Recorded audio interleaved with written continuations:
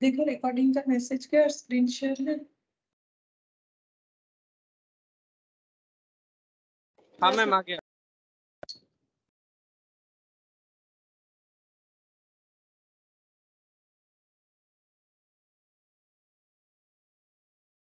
देखो last class में हम लोगों ने जो सेल ऑन अप्रूवल बेसिस है वो कंप्लीट कर लिया था। आज हम लोग स्टार्ट करेंगे देखो कंसाइनमेंट। ठीक है,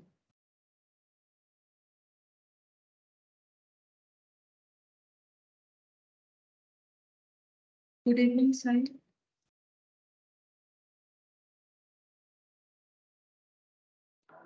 गुड इवनिंग मैम।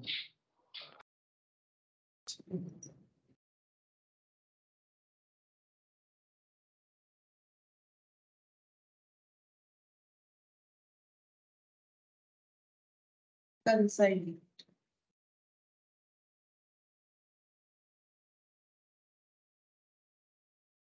देखो कंसाइनमेंट क्या होता है। ये बेसिकली एक स्पेशल ट्रांजैक्शंस है। ठीक है, स्पेशल ट्रांजैक्शंस बोला जाता है।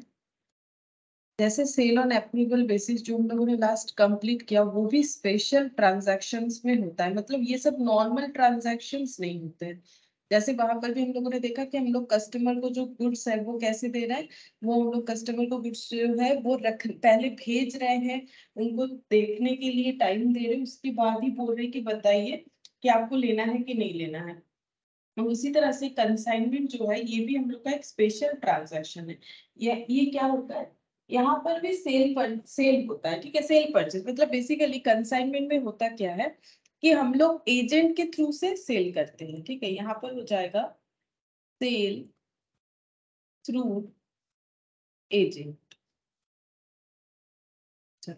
अब इसका नीड क्यों होता है, एजेंट के थ्रू से हम लोग सेल क्यों करते हैं। ठीक है, देखो अगर हमें दो दो रीजन हो सकता है एजेंट के थ्रू सेल करने का। एक हो सकता है कि हम लोग अपना बिजनेस को जो है वो बढ़ाना चाहते हैं, मतलब एक्सपेंड करना चाहते हैं, सिर्फ एक ही जगह पे रखना नहीं चाहते हैं, अलग अलग जगह पे भी सेल करना चाहते हैं। वो सेम स्टेट में भी अलग अलग जगह पे हो सकता है, दूसरे स्टेट में भी हो सकता है।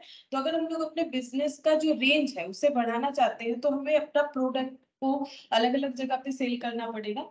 तो अब देखो हर जगह पे ब्रांच ओपन करना काफी महंगा पड़ सकता है। ठीक है, क्योंकि ब्रांच ओपन करके उसको ऑपरेट करने का खर्चा जो है वो काफी ज्यादा हो सकता है। वहीं पर हम लोग क्या कर सकते हैं, अगर किसी एजेंट को हम लोग मतलब एजेंट के थ्रू से अगर हम लोग अपना प्रोडक्ट बेचना चाहे और उनको उसके बदले कमीशन दे दे तो ये कर सकते हैं। अब ये एजेंट जो है वो हमारे लिए अपना प्रोडक्ट जो है वो बेचेगा और वो अपना कमीशन ले लेगा। इससे क्या हुआ, हमारा प्रोडक्ट एक ही जगह पे जहां हमारा शॉप है उसके जगह दूसरे दूसरे जगह पे भी बिकना स्टार्ट हो जाएगा, जहां जहां एजेंट को हम लोग हायर कर रहे हैं, मतलब एजेंट के साथ बात करके एग्रीमेंट करके अपना प्रोडक्ट बेचने के लिए सोच रहे हैं।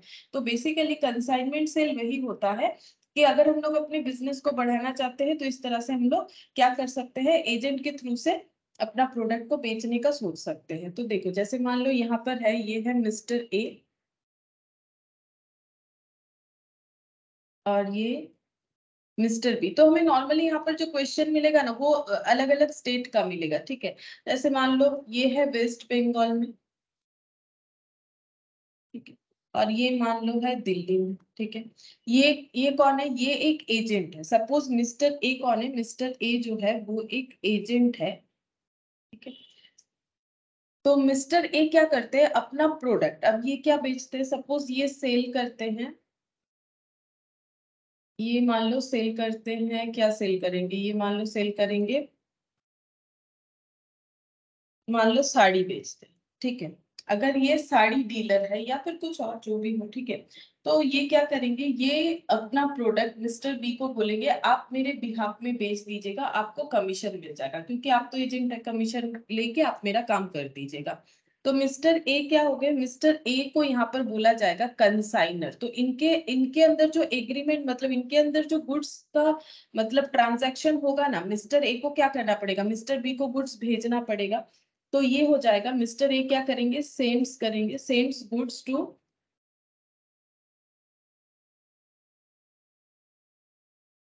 गुड इवनिंग शुभ, good evening ma'am. Sends goods to consign. ये कंसाइनी को गुड्स भेजेंगे। कंसाइनी कौन है यहाँ पर? कंसाइनी है मिस्टर बी, ठीक है।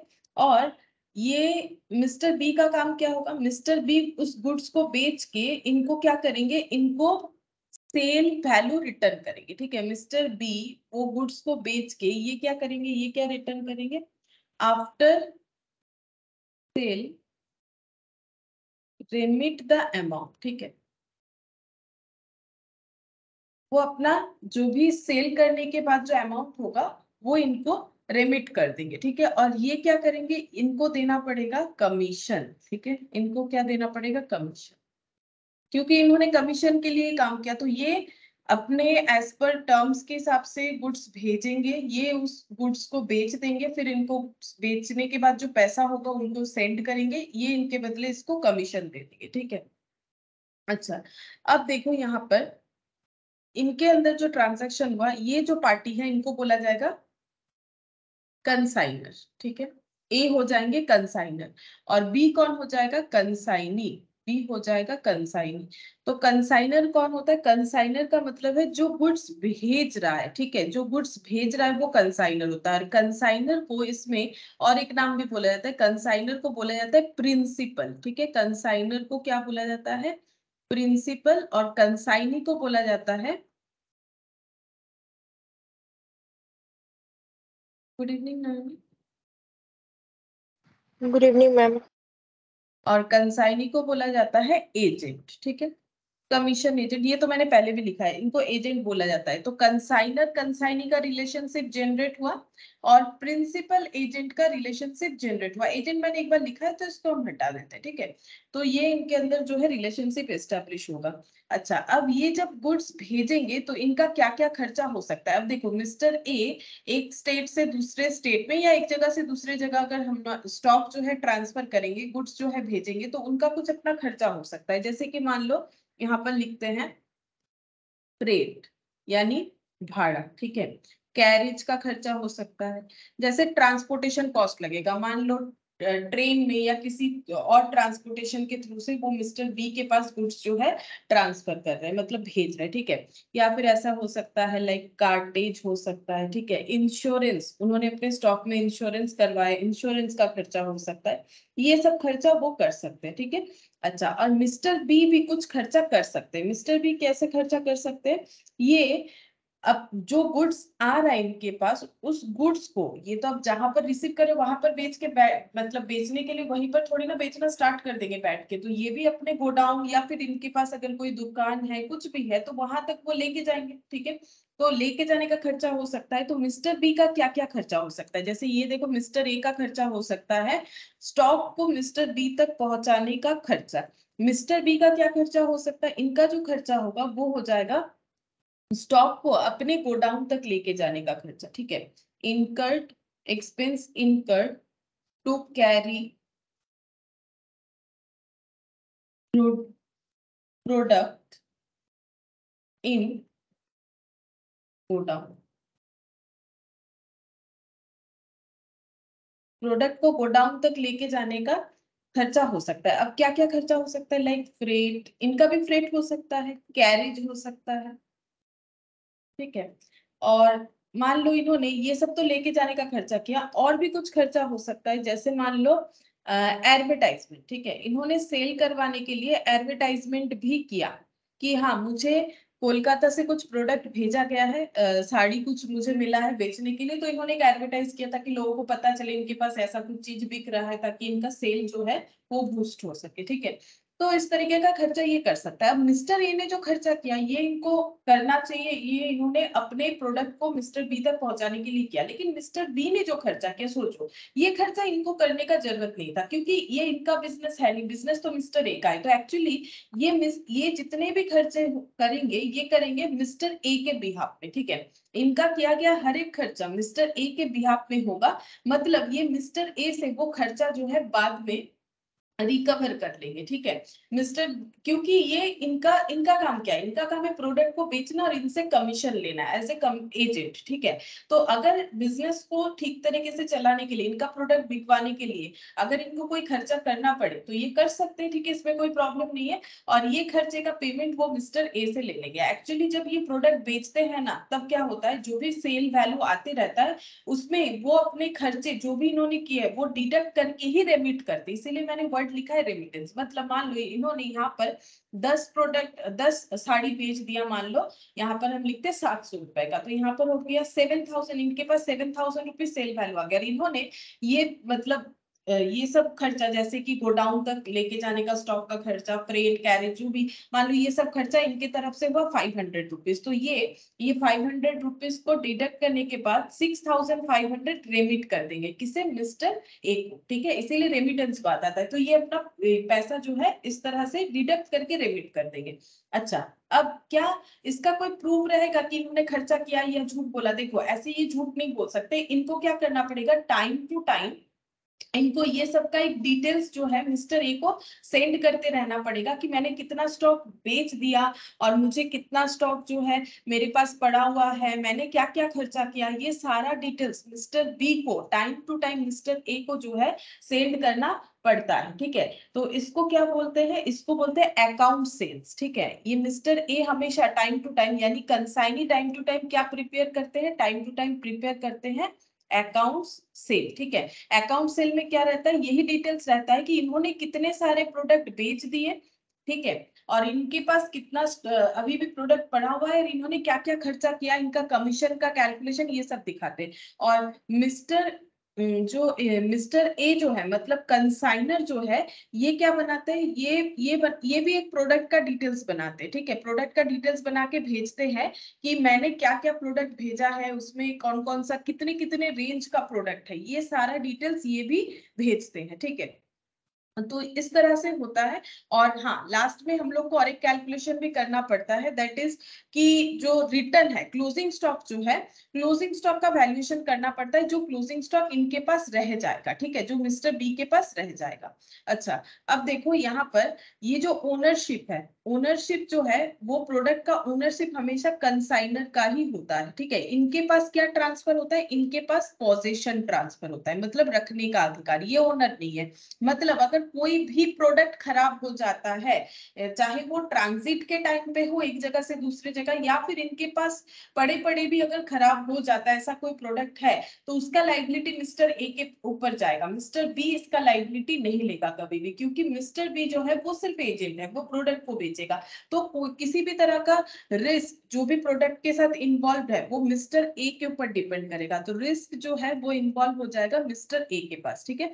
और बिजनेस का प्रॉफिट लॉस भी मिस्टर ए का ही होगा, क्योंकि जो ओनर है उसी का होगा। इनके पास सिर्फ प्रोडक्ट को रखने का अधिकार है, पोजीशन है, कोई रिस्क ये बेयर नहीं करते, ठीक है। क्यों बेयर करेंगे, इनका प्रोडक्ट है ही नहीं, तो फिर क्यों बेयर करेंगे, ठीक है।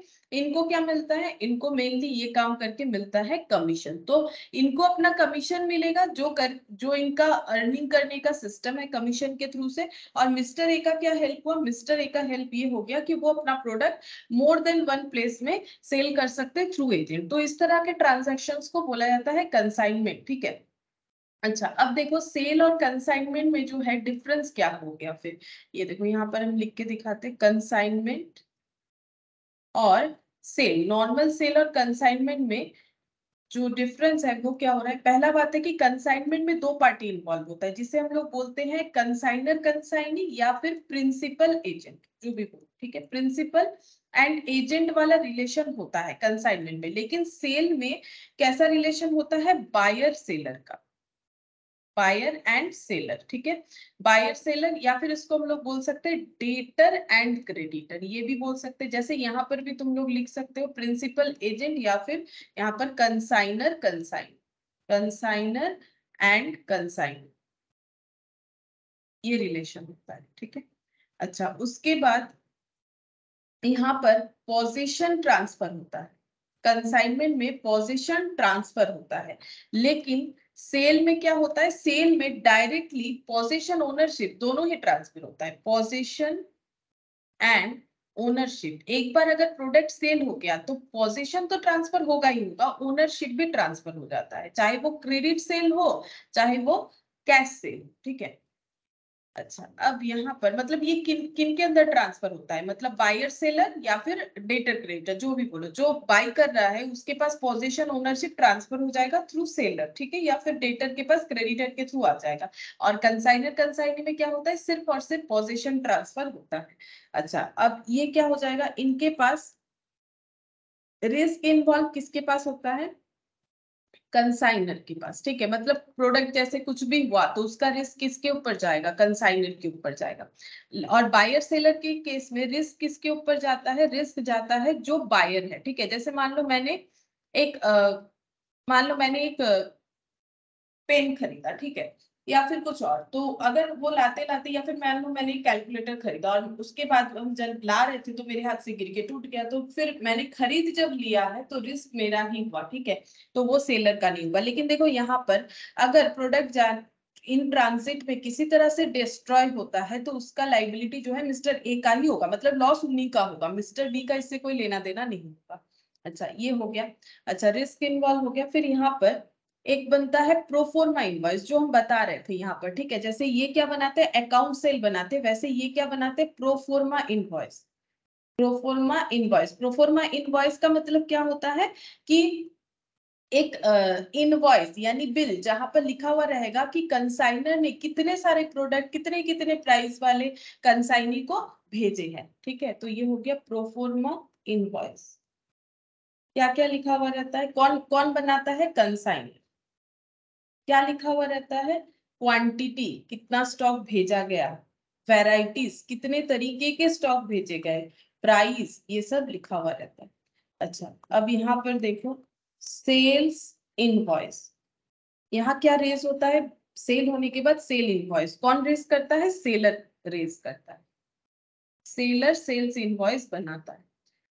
अच्छा, 5th नंबर पे देखो, यहाँ पर ओनली मूवेबल प्रोडक्ट। तो यहाँ पर जिस तरीके का प्रोडक्ट, देखो कंसाइनमेंट में किस तरीके का प्रोडक्ट हम लोग बेच सकते हैं, सिर्फ मूवेबल प्रोडक्ट ही बेच सकते हैं। किसी का अगर मान लो कंस्ट्रक्शन का काम है, वो बिल्डिंग बनाते हैं, फ्लैट बना के बेचते हैं, तो ये कंसाइनमेंट के थ्रू से नहीं होगा। कैसे होगा, क्योंकि बिल्डिंग को थोड़ी ना उठा के लेके जा सकते हैं, तो इसीलिए ओनली मूवेबल प्रोडक्ट जो है कंसाइनमेंट में जो है कंसाइनमेंट सेल हो सकता है। लेकिन जो नॉर्मल सेल है वो यहाँ पर एनी टाइप ऑफ सेल हो सकता है, एनी टाइप ऑफ सेल, ठीक है, any type of product, any type of product का हम लोग सेल कर सकते हैं। लेकिन यहाँ पर कंसाइनमेंट में सिर्फ मूवेबल प्रोडक्ट से ही हम लोग जो है कंसाइनमेंट सेल कर सकते हैं।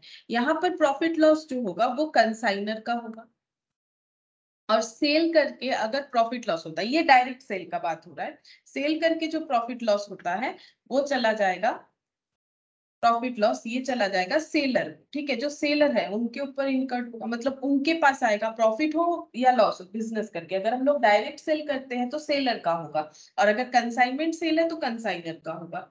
अच्छा, यहाँ पर लिखते हैं रिटर्न पॉसिबल होता है, रिटर्न ऑलवेज पॉसिबल, कंसाइनर और कंसाइनी में रिटर्न होता है, रिटर्न ऑलवेज पॉसिबल। मतलब अगर हम लोग चाहे, मतलब कंसाइनी अगर चाहे तो प्रोडक्ट को रिटर्न भी कर सकता है, अगर नहीं बेच पाया या फिर अगर ऐसा हो रहा है कि आगे नहीं बेचना चाह रहा है तो ऑलवेज रिटर्न कर सकता है, या मिस्टर ए अगर बोल रहे रिटर्न कर दो तो भी रिटर्न हो जाएगा, ठीक है। तो रिटर्न ऑलवेज पॉसिबल, ठीक है। कंसाइनर टू कंसाइनी यहाँ पर लिखते हैं, consignee to consignor, consignee consignor को रिटर्न कर सकता है अगर वो आगे बेचना नहीं चाहे या फिर कुछ भी रीजन हो। लेकिन अगर एक बार सेल हो गया तो रिटर्न नॉट पॉसिबल, ठीक है। तो बायर कभी भी सेलर को रिटर्न नहीं कर सकता, यहाँ पर लिखते हैं return not possible buyer to seller, normally ये पॉसिबल नहीं होता, ठीक है। आज के डेट पे ऑनलाइन पे होता है लेकिन कंडीशंस फुलफिल करने पे, लेकिन अगर ध्यान से देखोगे तो वो अप्रूवल बेसिस सेल हो रहा है बेसिकली, ठीक है, वो एक्चुअल सेल नहीं होता है, क्योंकि वहां पर जब हमें स्पेसिफाइड टाइम दे देता है ना, कुछ दिन बाद आप बता दीजिए इतने दिन बाद आपको रिटर्न पॉलिसी मिल रहा है, तो वो हम लोग का अप्रूवल बेसिस सेल होता है, नॉर्मल सेल नहीं होता है।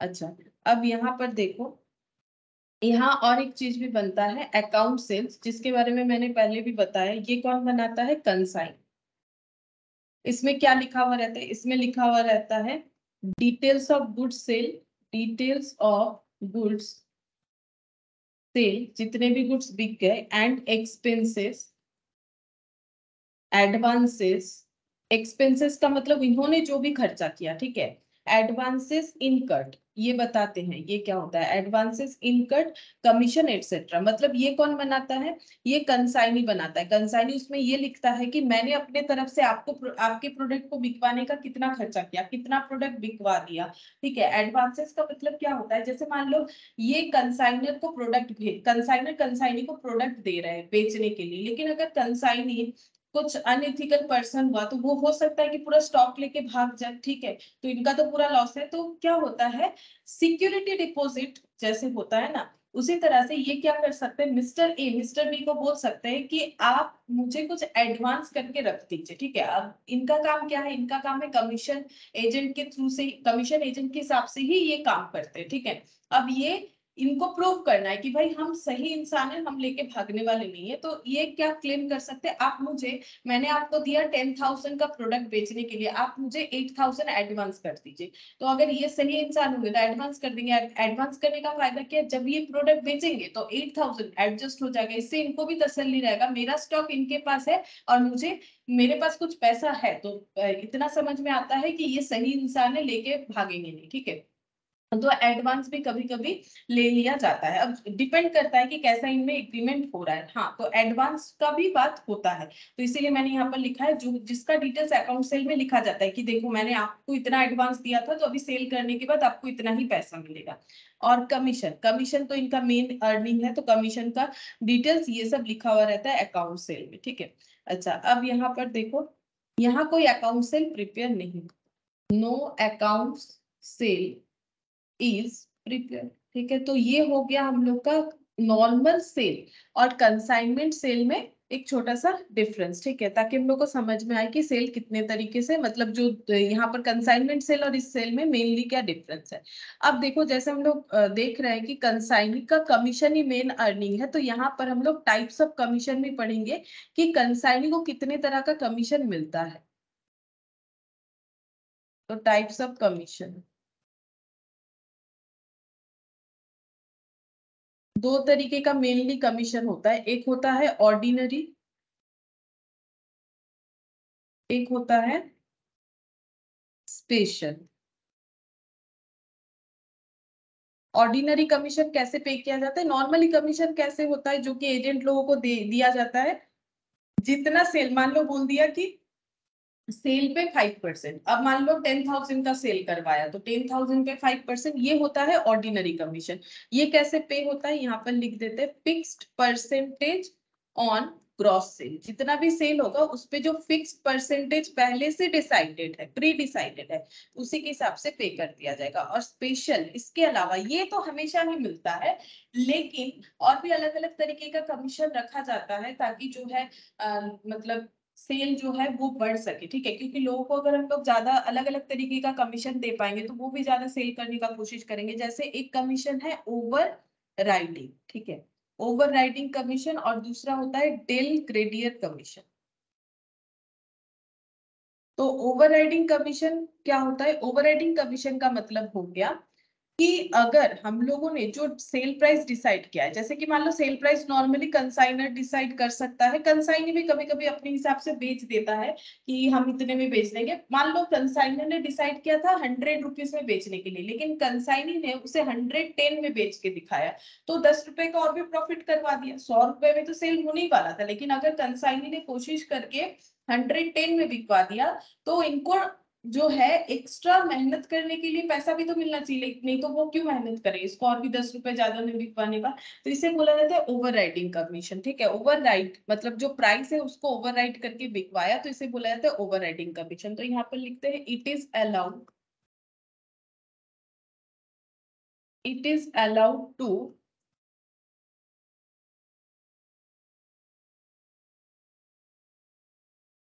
Push sales at price higher than fixed by consignor. Consignor ने जो प्राइस सोचा है उससे भी ज्यादा में बेच के अगर दिखाए तो एक्स्ट्रा कमीशन मिलेगा, और उस कमीशन को बोला जाता है ओवर राइडिंग। और इस तरह का ओवर राइडिंग कमीशन का ऑफर इसीलिए किया जाता है ताकि सेल बढ़ पाए, ठीक है। डेल क्रेडियर क्या होता है?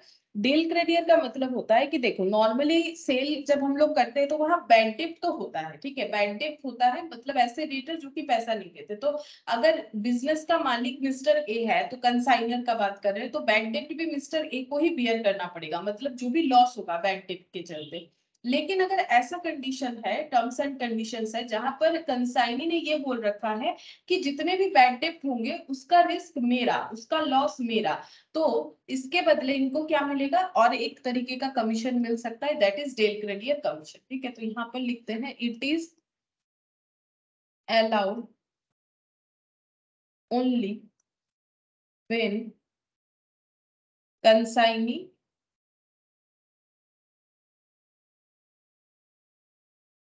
undertakes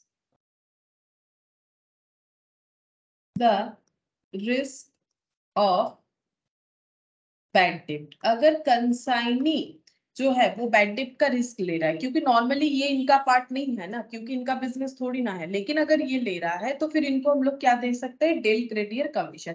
अब वो डिपेंड करेगा कि क्वेश्चन में हमें क्या बोल रखा है, तो हम लोग उस तरीके से देखेंगे कि हमें कौन सा कमीशन का बात बोला है। ये वाला तो रहता ही रहता है क्वेश्चन, बाकी स्पेशल कमीशन अगर देगा तो फिर क्वेश्चन में जरूर बताएगा, हमें उस हिसाब से कैलकुलेट करना पड़ेगा। अच्छा, अब यहाँ पर हम लोग दूसरा एक पॉइंट पढ़ेंगे, दैट इज लॉस, ठीक है। जैसे कि मैंने बोला था कि कोई भी बिजनेस करो, देखो कंसाइनमेंट में हो या नॉर्मल सेल हो, हर एक बिजनेस में ना लॉस होता है। दो तरीके का लॉस होता है, एक होता है नॉर्मल, एक होता है एबनॉर्मल। यहाँ पर लिखते हैं, देखो बिजनेस में दो तरीके का लॉस होता है, एक होता है नॉर्मल और एक होता है एबनॉर्मल, ठीक है। नॉर्मल लॉस का मतलब जो हमें पहले से ही पता है कि हाँ होगा, ठीक है, और ये हम लोग रोक भी नहीं सकते हैं, दैट इज गुड्स के इनहेरेंट नेचर के लिए होता है, ठीक है। जैसे कि मान लो एवापोरेट हो जाना, ठीक है, ऑयल वगैरह एवापोरेट हो जाता है, या फिर मान लो हम लोग का जो है कुछ पेरिसेबल गुड्स का बिजनेस है, लाइक मान लो फूल का, मतलब फ्लावर्स का, फ्रूट्स का, ये सब, या फिर फिश वगैरह, ये सब क्या होता है इसमें, एक ये सब मतलब बहुत जल्दी जो है खराब हो जाता है। तो ये इस गुड्स का इनहेरेंट नेचर है, हम लोग चाहे तो रोक नहीं सकते। अगर मान लो किसी के कांच के चीजों का बिजनेस है, ग्लास का बिजनेस है, ठीक है, तो थोड़ा बहुत टूट फूट जाता है। किसी का ऑयल वगैरह का बिजनेस है तो थोड़ा बहुत नॉर्मल लीकेज वगैरह होते रहता है, ठीक है। तो ये होता है नॉर्मल लॉस, जिसे हम लोग रोक नहीं सकते, जिसे गुड्स के इनहेरेंट नेचर के लिए होता है। ये हर एक बिजनेस में नॉर्मल लॉस अपने हिसाब से होता है। तो यहाँ पर लिखते हैं, देखो it is unavoidable loss due to inherent nature of goods। जैसे कि इवापोरेट हो जाना, इवापोरेशन,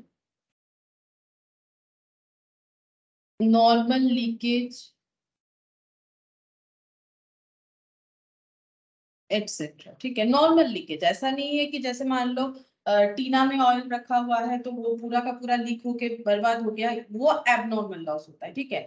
नॉर्मली जो लीकेज होता है जो हम लोग रोक नहीं पाते, इसे हम लोगों को ये होता है नॉर्मल लॉस, ठीक है। जैसे नॉर्मल लीकेज हो सकता है इवापोरेशन, जैसे मान लो नैप्थोलिन वगैरह, वो तो मतलब हवा के साथ आएगा तो फिर वो ऑटोमेटिकली एयर के टच में आने से वो इवापोरेट होते रहता है, तो फिर वो हम लोग रोक नहीं सकते। तो ये सब होता है अनअवॉइडेबल लॉस। लेकिन कुछ ऐसे भी लॉसेस है जिसे हम लोग अवॉइड कर सकते हैं, मतलब एक्चुअली जो नॉर्मली नहीं होता है, ठीक है। तो इसीलिए बोला जाता है कि इसे हम लोग अवॉइड कर सकते थे, दैट इज एबनॉर्मल लॉस। तो यहाँ पर लिखते हैं it is avoidable loss which occurs due to abnormal factors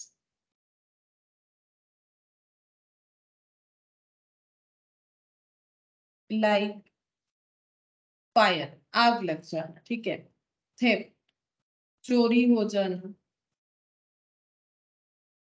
breakage, टूट फूट जाना, स्पॉइलेज, लीकेज, यहाँ भी लिखा है मैंने, लीकेज यहाँ भी लिखा है, यहाँ भी हम लोग स्पॉइलेज लिख सकते हैं, ब्रेकेज लिख सकते हैं, लेकिन जो कि गुड्स के इनहेरेंट नेचर के लिए नहीं हुआ है, not due to inherent nature, ठीक है। जैसे मान लो किसी का ग्लास का बिजनेस है, अब मान लो वो कांच के मान लो फ्लावर वासेस ला रहा है, ठीक है। अब अगर पेटी पेटी जो है सामान आ रहा है, अब उसमें मान लो जितने पेटी में फ्लावर वासेस थे मान लो सारे ही टूट फूट गए, तो वो तो एबनॉर्मल लॉस हो गया, ये तो एक्सीडेंट हो गया ना। लेकिन अगर एक आधा टूटता है, मान लो 100 पीसेस फ्लावर वासेस लाए गए और उसमें से 2 टूटा है, हमें पहले से ही पता है कि 2 तो खराब होता ही होता है। जैसे बुक भी प्रिंट होता है, कभी कभी देखोगे कि मैक्सिमम बुक्स अच्छे होते हैं, कभी कभार किसी किसी बुक्स में जो है प्रिंट जो है खराब होता है, जैसे मान लो पेजेस जो है वो ठीक से कटिंग नहीं किए हुए होते, लेकिन ये सारी बुक्स में नहीं होता है, किसी किसी बुक्स में होता है, तो वो नॉर्मल लॉस है। लेकिन अगर बहुत सारे बुक्स में कभी कभी पेज भी मिसिंग होता है, तो ये एक आधा हो सकता है प्रिंट करते वक्त, तो ये नॉर्मल लॉस है। लेकिन मान लो सारी ही बुक्स खराब प्रिंट हो गई, तो वो तो एबनॉर्मल लॉस हो जाएगा ना। तो वही चीज बोल रहा है कि ब्रेकेज, स्पॉइलेज, लीकेज ये नॉर्मल लॉस में भी हो सकता है, एबनॉर्मल, लेकिन अगर गुड्स के इनहेरेंट नेचर के लिए जितना सा हुआ है वो नॉर्मल लॉस, लेकिन उससे वो काफी ज्यादा हुआ है तो वो हो जाता है हम लोग का एबनॉर्मल लॉस, ठीक है। अब नॉर्मल लॉस और एबनॉर्मल लॉस में और एक डिफरेंस यहाँ पर देखते हैं। देखो इसका ट्रीटमेंट क्या होता है, अकाउंटिंग ट्रीटमेंट। तो नॉर्मल लॉस का अकाउंटिंग ट्रीटमेंट क्या होगा, यहाँ पर लिखते हैं, ओनली यूनिट इज डिडक्टेड। यहाँ पर हम लोग सिर्फ क्या करते हैं, यूनिट को डिडक्ट करते हैं। और एबनॉर्मल लॉस में क्या होगा, unit as well as amount is deducted. तो यहाँ पर हम लोग अमाउंट भी डिडक्ट करेंगे यूनिट के साथ साथ। मतलब ये क्या कंसेप्ट हो रहा है, अब जैसे मान लो हम लोग 10 प्रोडक्ट्स 10 रुपीज का खरीदे, 10 क्या खरीदे, मान लो 10 पेन खरीदे हम, 10 पेन हम लोग पेन सेल करते हैं, 10 पेन खरीदे हैं और हम लोग 10 रुपए से खरीदे हैं 100 रुपीज का, ठीक है। अब या फिर फ्लावर वास से मान लो, जो मैंने अभी बोला, ठीक है, ये मान लो है फ्लावर। तो यहाँ पर 100 रुपीज देके हम लोगों ने फ्लावर वासेस खरीद के लेके आए, टोटल 10 रुपए का, 10 यूनिट, ठीक है, 10 रुपए करके, जस्ट एक एग्जाम्पल है।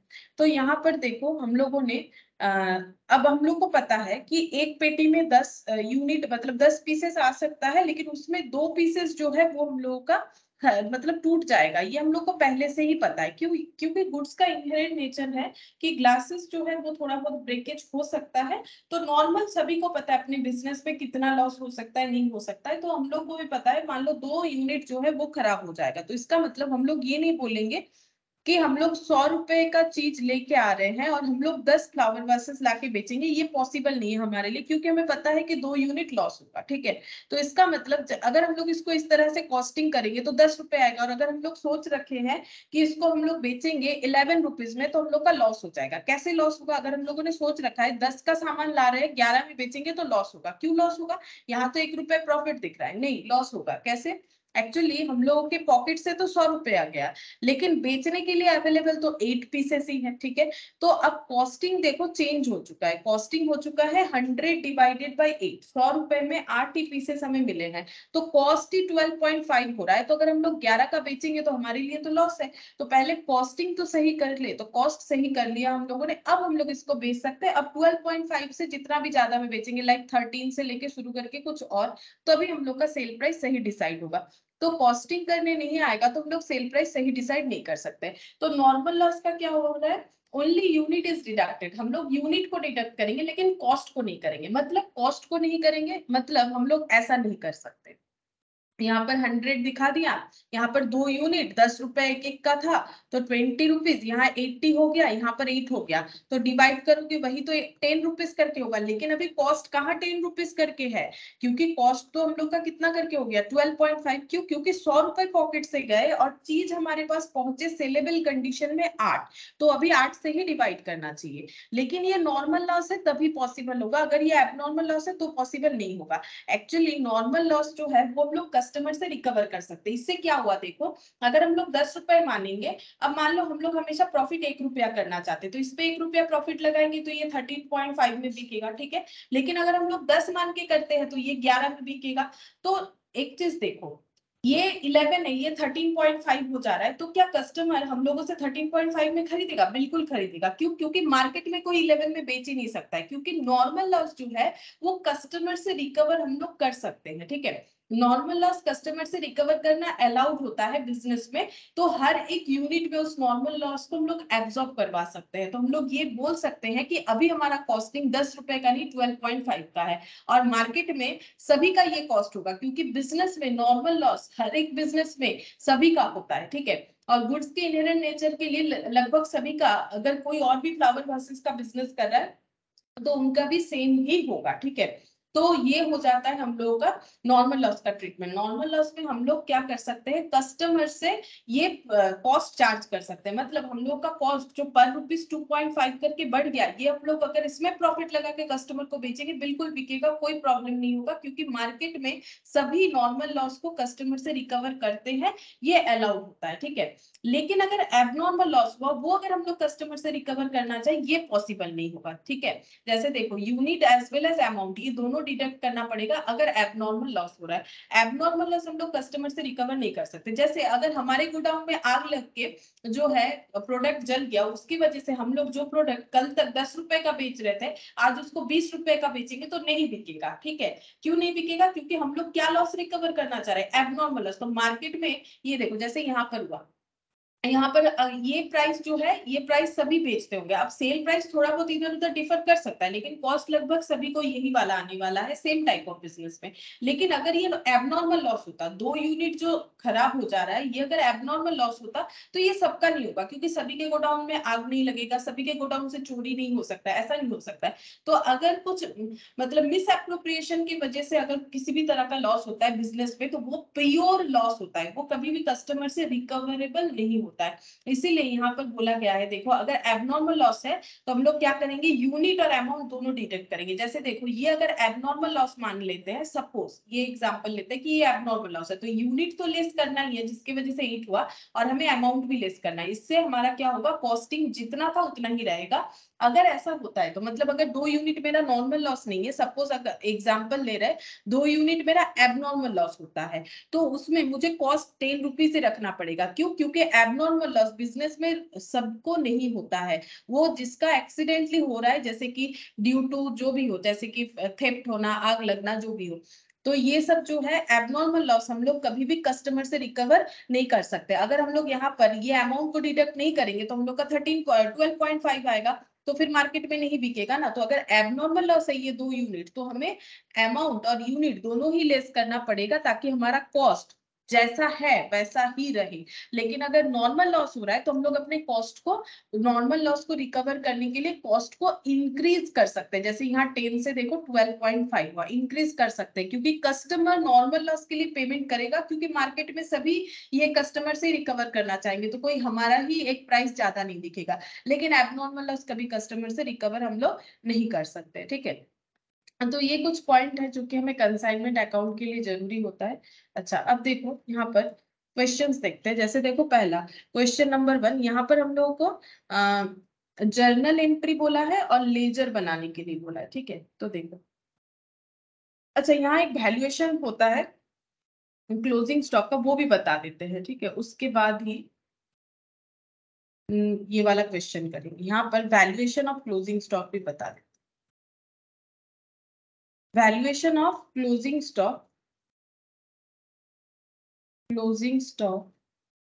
लाइन विथ कंसाइनी के पास जो क्लोजिंग स्टॉक पड़ा हुआ है उसका वैल्यूएशन करना पड़ता है। क्यों करना पड़ता है? ताकि कंसाइनर जो है अपने बिजनेस का प्रॉफिट लॉस निकाल सके। जैसे देखो, कंसाइनर के पास मान लो 10 रुपए का 10 स्टॉक था 100 रुपीज का, ठीक है। अब ये मान लो उसने कंसाइनी को भेजा है, अब कंसाइनी ने उसमें 8 स्टॉक जो है वो सेल कर दिया है 12 रुपए करके 96, ठीक है। तो बाकी कितना स्टॉक बचा? बाकी जो है वो 2 स्टॉक बचा, ठीक है। सिंपल कैलकुलेशन देखो, कंसाइनर ने क्या किया है, हम ये अकाउंट छोड़ो, हम ये ऐसे बताते, कंसाइनर ने 10 यूनिट स्टॉक भेजा है कंसाइनी को 10 रुपए वाला, ठीक है, तो और बोला भी है 10 रुपए में ही बेच दो। फॉर एग्जाम्पल अगर बोला है 10 रुपए में ही बेच दो तो 100 रुपए का सामान भेजा है, और कंसाइनी ने क्या किया, 8 यूनिट बेच दिया है। अच्छा ये मान लेते 10 रुपए का भेजा है, 12 रुपए में बेचने के लिए बोला है, जैसे हम यहाँ पर दिखा रहे हैं 96 रुपीज, ठीक है, 96 रुपीज में सेल हो गया। अच्छा अब देखो 2 यूनिट जो है क्लोजिंग स्टॉक में रह गया, तो 2 यूनिट स्टॉक का वैल्यू कितना हो जाएगा, 10 इंटू 2 20, क्योंकि क्लोजिंग स्टॉक का वैल्यू कैसे किया जाता है, कॉस्ट और market value which ever is lower, ठीक है, तो ये कॉस्ट में होगा 10 रुपीज में, तो 20 हो गया। अगर हमें प्रॉफिट पता करना है, बिजनेस में प्रॉफिट कितना हो, प्रॉफिट तो उतना ही होगा जितना हम लोगों ने बेचा, तो 8 यूनिट बेचा, 10 का चीज 12 में बेचा, तो एक एक में 2 रुपए का प्रॉफिट, यानी 16 रुपीज का, ठीक है। अब इसको जब हम लोग अकाउंटिंग फॉर्मेट में करते हैं तो यहाँ पर दिखा दिया गुड सेंट कितना हुआ है, यहाँ पर हो जाएगा to good sent to consignment, ठीक है, यहाँ पर सेल हो गया, ये सेल 96 रुपीज का। अगर अभी हमें प्रॉफिट दिखाना है तो यहाँ पर कितना दिखाना पड़ेगा, 16 रुपीज, तो यहाँ 16 116, तो यहाँ भी होना चाहिए 116, यहाँ 116 होने के लिए और कितना वैल्यू लिखने से होगा, चेक करके देखो, 116 माइनस 96, तो यहाँ पर 20 रुपीज होना चाहिए, ये 20 रुपीज क्या है, क्लोजिंग स्टॉक का वैल्यू, तो इसीलिए कंसाइनी के पास जो क्लोजिंग स्टॉक पड़ा हुआ है उसका वैल्यू हमें जब तक पता नहीं चलेगा हम लोग अपना प्रॉफिट जो है कैलकुलेटिव फॉर्मेट में नहीं निकाल पाएंगे, ठीक है, इसीलिए हम लोगों को क्लोजिंग स्टॉक का वैल्यूएशन जो कंसाइनी के पास पड़ा हुआ है वो कैलकुलेट करने आना चाहिए, वो कैलकुलेट करेंगे तभी हम लोग कंसाइनमेंट बिजनेस से प्रॉफिट कमाए कि लॉस कमाए वो हम लोग आइडेंटिफाई कर पाएंगे, ठीक है। तो यहाँ पर देखो इसका एक हम फॉर्मेट बना देते, बाकी हम लोग क्वेश्चन के साथ समझ लेंगे कि किस तरह से वो फॉर्मेट यूजेबल होगा। तो यहाँ पर लिखते हैं, पहले हो जाएगा गुड्स सेंट टू कंसाइन, यहाँ पर हम लोग यूनिट लिखेंगे, यहाँ पर अमाउंट, अगर क्वेश्चन में यूनिट अवेलेबल है तो यूनिट और अमाउंट, फिर यहाँ पर ऐड करेंगे all expenses incurred by consignor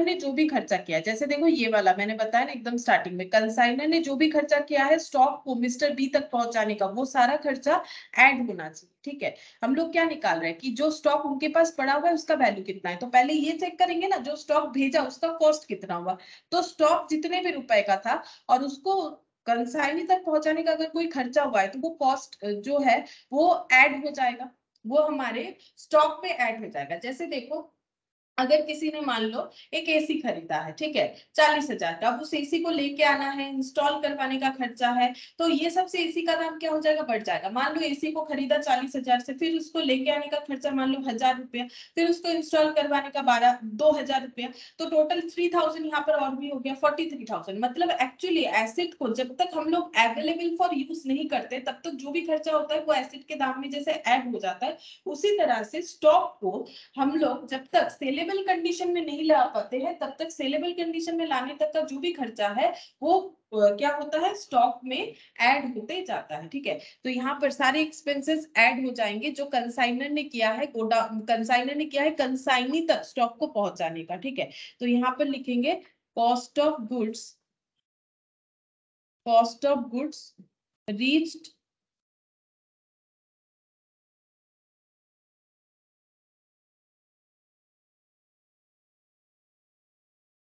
total cost of goods sent to consign,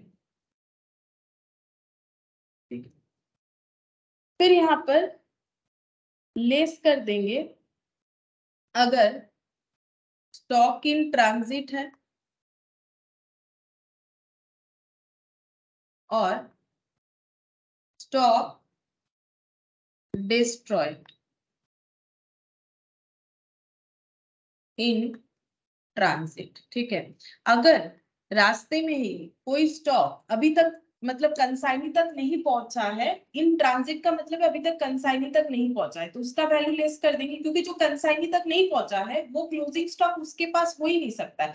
जो स्टॉक कंसाइनी तक नहीं पहुंचा है तो वो कंसाइनी के पास एज ए क्लोजिंग स्टॉक हो ही नहीं सकता है, तो इसीलिए स्टॉक इन ट्रांजिट यहाँ से लेस कर देंगे, और उसके साथ साथ अगर कोई स्टॉक डिस्ट्रॉयड इन ट्रांजिट है वो भी हम लोग लेस कर देंगे। फिर यहाँ पर हम लोग जो कैलकुलेट करके आएगा उसको हम लोग क्या लिखेंगे, देखो यहाँ पर हम लोग अमाउंट दिखाएंगे एक्चुअली, ये बात ठीक है। ये जो है ये हम लोग का इस तरह से कैलकुलेट होके आएगा, तो ये जो निकलेगा इसे हम लोग बोलेंगे cost of goods reached to consign. Consignee के पास जितना स्टॉक पहुंचा उसका कैलकुलेशन हो गया। अगर ट्रांजिट में किसी भी तरह का स्टॉक रह रहा है, अभी तक कंसाइनी के पास नहीं पहुंचा है, तो वो क्लोजिंग स्टॉक तो हो नहीं सकता है उसके पास, इसीलिए वो लेस कर देंगे। अगर कुछ डिस्ट्रॉयड हो गया है तो वो भी लेस कर देंगे। अब डिस्ट्रॉयड में 2 पॉइंट होगा, नॉर्मल लॉस होगा तो उसका ट्रीटमेंट हम लोग का क्या होगा, सिर्फ और सिर्फ यूनिट लेस होगा। अगर एबनॉर्मल लॉस होगा तो उसमें हम लोग यूनिट और उसके साथ साथ अमाउंट भी लेस करेंगे। फिर यहाँ पर निकल के आएगा कि कितना स्टॉक है जो कंसाइनी के पास पहुंच गया, ठीक है।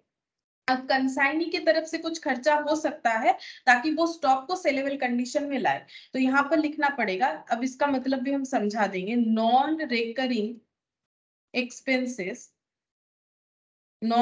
Expenses incurred bye consign. Consignee की तरफ से अगर कोई नॉन रिकरिंग एक्सपेंसेस होगा तो वो हम लोग ऐड करेंगे, ठीक है। ऐड करने के बाद यहाँ पर आएगा cost of goods available for sale,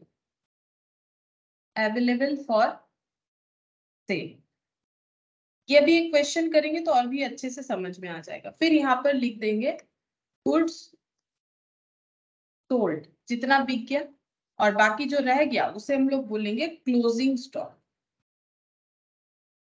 अभी प्रैक्टिकल क्वेश्चन के साथ करोगे तो और भी अच्छे से समझ में आ जाएगा। अब बात रहा ये नॉन रिकरिंग एक्सपेंसेस क्या होता है, वो हम लिखवा देते हैं। It refers to those expenses which incurred in order to bring stock to their present location and condition, that is up to go down. Whereas recurring expenses refer to those which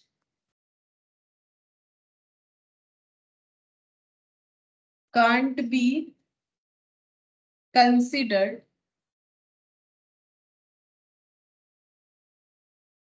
to put the stock in their present location and condition।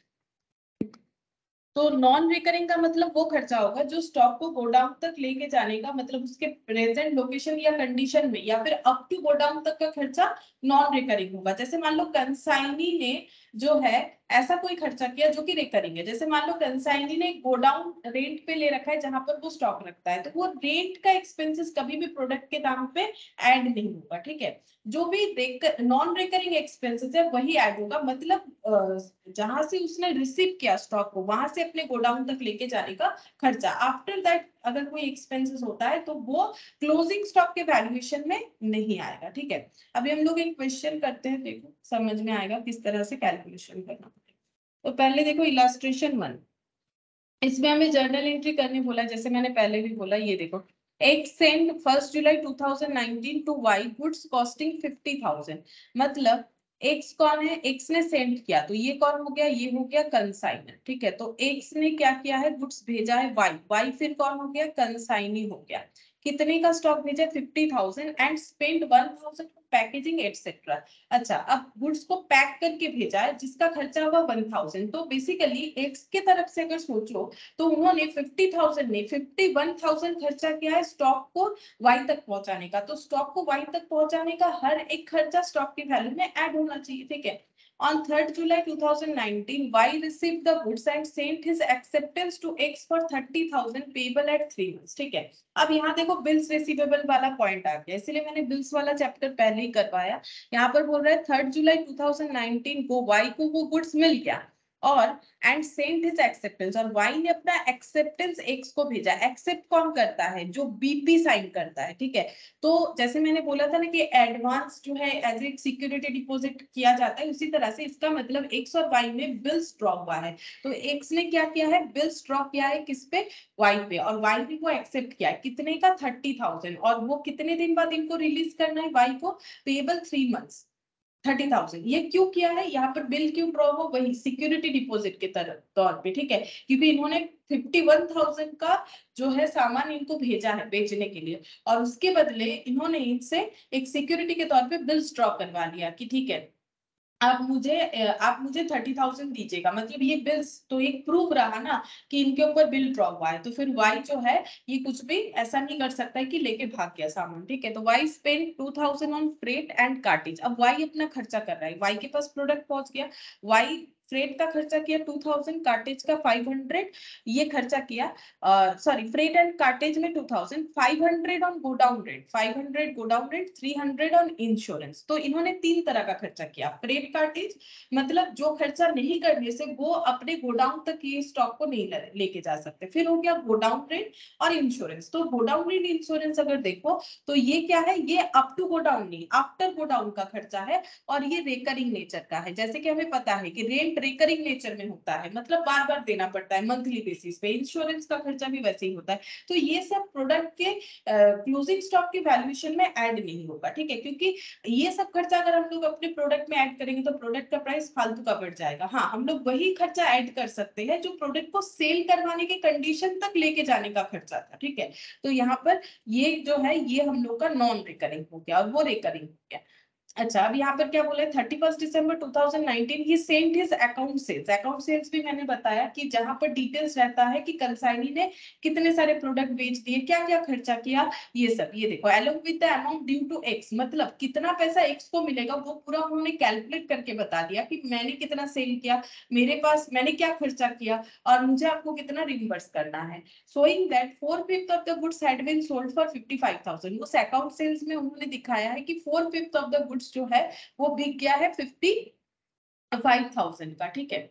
और इसका मतलब बाकी goods नहीं बिका होगा। पढ़ के देखते आगे। Y is entitled to commission 10%। अब कुछ नहीं बोला है, स्पेशल ऑर्डिनरी। जब क्वेश्चन में कुछ नहीं बोलेगा तो ऑर्डिनरी कमीशन, तो सेल पे 10% कमीशन मिल जाएगा। One of the customer turned insolvent, एक कस्टमर इंसॉल्वेंट हो गया, ठीक है, एंड कुड नॉट पे 600 ड्यू फ्रॉम हिम, और वो पैसा नहीं दे सकता है, ठीक है। So the necessary journal entries in the books of the consignor. मतलब ये पॉइंट क्या हो गया? ये पॉइंट बैड डेट का हो गया, ठीक है, ये बैड डेट हो गया। हम लोग को बोला है necessary journal entry in the books of consignor. Consignor यानी मिस्टर एक्स के बुक्स में हमें एंट्री करके दिखाना है। तो नॉर्मली क्वेश्चन में जर्नल नहीं आता है, लेजर आता है, क्योंकि हम ये एक पहला क्वेश्चन करवा रहे हैं, जर्नल बोला है तो एक बार जर्नल दिखा देते तो तुम लोग को लेजर पोस्टिंग जो है काफी आसान हो जाएगा। लेकिन एग्जाम पॉइंट ऑफ व्यू से अगर देखो तो जर्नल नहीं आता है in the books of consignor, मतलब नॉर्मली नहीं आता है। अब आ सकता है, ऐसा कोई फिक्स नहीं है कि आएगा ही नहीं, लेकिन नॉर्मली हमेशा हमेशा ही जो है हम लोग का लेजर पोस्टिंग ही आता है। फिर भी ये देखो, ये जर्नल से ही तो लेजर बनता है, कोई अलग चीज तो है नहीं। 1 जुलाई को गुड्स भेजा गया, तो 1 जुलाई को एंट्री होगा, 1 जुलाई 19 को यहाँ पर एंट्री हो जाएगा। देखो अब एंट्री क्या होता है? स्टॉक भेजने का। समझो, अगर कोई स्टॉक भेज रहा है तो उसके पास से स्टॉक जो है कम होगा, ठीक है, स्टॉक कम हो जाएगा। तो जैसे देखो हम लोग क्या लिखेंगे यहाँ पर? कंसाइनमेंट अकाउंट यूज करेंगे, ठीक है। कंसाइनमेंट अकाउंट जो कि एक नॉमिनल अकाउंट होगा, किसी भी तरह का एक्सपेंसेस या लॉसेस होगा इस कंसाइनमेंट ट्रांजैक्शन में तो हम लोग वर्ड कंसाइनमेंट यूज करेंगे। अब अगर लॉस होगा या फिर हम लोगों का जो है एक्सपेंसेस होगा तो कंसाइनमेंट को डेबिट करेंगे, और अगर इनकम या गेन्स होगा तो कंसाइनमेंट को क्रेडिट करेंगे। अब देखो यहाँ पर अगर हम लोग गुड्स भेज रहे हैं तो हम लोग का एक्सपेंसेस है, तो एंट्री क्या हो जाएगा? इस तरह से, जैसे कि मैंने बोला कंसाइनमेंट अकाउंट को यूज करना है as a nominal account. Nominal account में all expenses losses debited, all income and gains are credited. तो कंसाइनमेंट अकाउंट डेबिट, कितने रुपए का खर्चा हुआ? 50,000 का, to goods sent on consignment, इस तरह से लिखना पड़ेगा। क्यों खर्चा हुआ? क्योंकि हम लोगों ने गुड्स भेजा है कंसाइनमेंट पे 50,000, ठीक है। अच्छा, इसके बाद 1,000 का और भी खर्चा भी किया हम लोगों ने, ठीक है। फ्रेट का खर्चा किया, सेम डेट पे ही होगा। देखो यहाँ पर बोला है 1,000, नहीं फ्रेट नहीं, पैकेजिंग खर्चा, ठीक है। तो फिर से कंसाइनमेंट डेबिट होगा, पैकेजिंग का खर्चा हुआ है कंसाइनमेंट में, फिर से कंसाइनमेंट डेबिट होगा, कंसाइनमेंट अकाउंट डेबिट, ठीक है, 1,000। अब हमारे पॉकेट से जो है क्या गया है, पैसा गया है, कितना, 1,000 स्पेंड बोला है। तो यहाँ पर हो जाएगा टू कैश या बैंक, कुछ भी लिखो, टू कैश या बैंक, यहाँ पर हो जाएगा 1,000 रुपीज। तो ये खर्चा हुआ। अब ये टू कैश क्यों नहीं लिखा? क्योंकि ये स्टॉक आउटफ्लो हो रहा है, ठीक है। तो इसको लिखना पड़ता है रिकॉर्ड करके, to goods sent on consignment. तो गुड्स का मतलब ये रियल अकाउंट हो गया ना, ये एसेट हो गया हम लोग का, करंट एसेट। लेकिन यहाँ पर भी करंट एसेट ही है, कैश भी करंट एसेट है, लेकिन ये हम लोग क्या कर रहे हैं, गुड्स को भेजने के लिए जो खर्चा कर रहे हैं, तो ये हम लोग का स्टॉक आउटफ्लो है, ये हम लोग का स्टॉक आउटफ्लो नहीं है, ये कैश आउटफ्लो है। तो इसीलिए टू कैश या बैंक बोल के हमें लिखना पड़ेगा। तो ये खर्चा हम लोगों ने अपने पॉकेट से किया। उसके बाद यहाँ पर देखो 3 जुलाई को क्या हुआ है, वाई के पास गुड्स पहुंच गया, उसी दिन वाई ने एक्सेप्ट भी किया है अपना बिल्स पेबल। तो इसके लिए क्या एंट्री हो जाएगा, मतलब मिस्टर एक्स के लिए क्या एंट्री हो जाएगा, 3 जुलाई को ये एंट्री करेंगे। इनके पास क्या हो जाएगा, बिल्स रिसीवेबल आएगा, ठीक है। उन्होंने एक्सेप्ट किया तो इनका बिल्स रिसीवेबल रेज होगा, bills receivable account debit to Y, ठीक है। कितने का, 30,000, ठीक है। अच्छा, अब 3 मंथ्स बाद ये बिल का जो है पेबल हो जाएगा। तो 3 मंथ्स कितना होगा, तो 3 जुलाई से लेके अगर हम लोग 3 दिन ग्रेस ऐड करेंगे तो ये 6 हो जाएगा, 3 तारीख 6 हो जाएगा। और 7 के मंथ में 3 मंथ्स ऐड करेंगे तो ये 10th हो जाएगा। तो इसका मतलब 6 अक्टूबर 2019 को ये बिल्स पेबल हो जाएगा। तो यहाँ पर लिख देते हैं amount, bank account debit to bills receivable, to bills receivable, जैसे हम लोगों ने बिल्स वाला चैप्टर किया था। तो बिल्स ड्रॉ हुआ और बिल्स का पैसा जो है ये भी मिल जाएगा। 3 मंथ्स बाद यहाँ पर बोला था कि मैच्योर हो जाएगा, ठीक है। अच्छा, इसके बाद यहाँ पर देखो, यहाँ पर ये मैंने क्यों कर दिया बीच में एंट्री, क्योंकि अब हम लोग को जो भी एंट्री करना है 31 दिसंबर 2019 का करना है। क्योंकि 31 दिसंबर 2019 को ही एक्स को पता चलेगा कि वाई ने क्या क्या खर्चा किया है। क्यों? क्योंकि उसने उसी दिन अकाउंट सेल्स भेजा है, अकाउंट सेल्स में ही लिखा हुआ होगा कि उसने 2,000 फ्रेट का खर्चा किया, 500 गोडाउन का, इंश्योरेंस का 300 किया, 4/5 गुड्स बेच दिया, एक कस्टमर इंसॉल्वेंट हो गया, उसका कमीशन 10%। ये कब पता चलेगा, 31 दिसंबर। और अगर हम लोग डायरेक्ट 31 दिसंबर का एंट्री करेंगे तो उसके पहले तो 3 मंथ्स मैच्योर हो जाता है, इसीलिए मैंने यहाँ पर अक्टूबर वाला एंट्री कर दिया। अब हम लोग यहाँ पर करेंगे 31 दिसंबर 19 का एंट्री, ठीक है। तो यहाँ पर कंसाइनर को क्या पता चला, कंसाइनर को ये पता चल रहा है कि अच्छा वाई ने मेरे बिहाफ में 2,000 का खर्चा किया, 500 का किया, 300 का किया, यानी टोटल 2,800 का खर्चा किया है उसने मेरे बिहाफ में। और मुझे उसको ये सारा पैसा रिम्बर्स करना है, मतलब मुझे उसे वो पैसा देना पड़ेगा। तो मेरे लिए वो क्या है, खर्चा। अगर हम अपना खर्चा खुद पे करते हैं तो कंसाइनमेंट टू कैश या बैंक हो जाएगा। कौन सोच रहा है, वाई, लेकिन सॉरी एक्स, ठीक है। कंसाइनर का नाम क्या था, एक्स था। एक सोच रहा है जब हम खुद खर्चा करते हैं तो कंसाइनमेंट टू कैश। अभी भी मेरे कंसाइनमेंट में ही खर्चा हुआ है, लेकिन हम खुद नहीं किए, मेरे बिहाफ में कौन किया है, वाई किया है। तो बेसिकली मुझे वाई को वो पैसा देना पड़ेगा। तो हम एंट्री क्या करेंगे, कंसाइनमेंट अकाउंट डेबिट टू हो जाएगा वाई, ठीक है। तो मुझे वाई को ये पेमेंट बाद में कर देना है। तो ये मेरे लिए क्या हो जाएगा, ये मेरे लिए हो जाएगा, मतलब मिस्टर एक्स के लिए ये हो जाएगा लाइबिलिटी के तरह। तो वाई क्रेडिटर के तरह बन गया, ठीक है। तो इस तरीके से वो एंट्री करेंगे। तो मेरे बिहाफ में जो खर्चा वाई ने किया है वो हम वाई को बाद में पे कर देंगे, वाई को क्रेडिटर बना दिया, ठीक है। अब इसके साथ कंफ्यूज मत हो जाओ कि अभी भी मैंने बोला कि क्लोजिंग स्टॉक के वैल्यूएशन में रेंट और ये वाला नहीं आएगा, इंश्योरेंस, और मैंने यहाँ पर दिखा दिया। एक्चुअली ये हम लोग क्लोजिंग स्टॉक का थोड़ी ना वैल्यूएशन कर रहे हैं, ये हम लोग देख रहे हैं कि टोटल खर्चा जो एक्स को वाई को पे करना पड़ेगा। जब क्लोजिंग स्टॉक का वैल्यूएशन होगा तब हम लोग ये खर्चे को यहाँ पर नहीं दिखाते, वो अलग बात है। लेकिन खर्चा तो हमें पूरा ही पे करना पड़ेगा मिस्टर वाई को, मतलब कंसाइनी को सारा खर्चा ही पे करेंगे। लेकिन जब क्लोजिंग स्टॉक का वैल्यूएशन करेंगे तो जो रूल्स है उसे फॉलो करना पड़ेगा।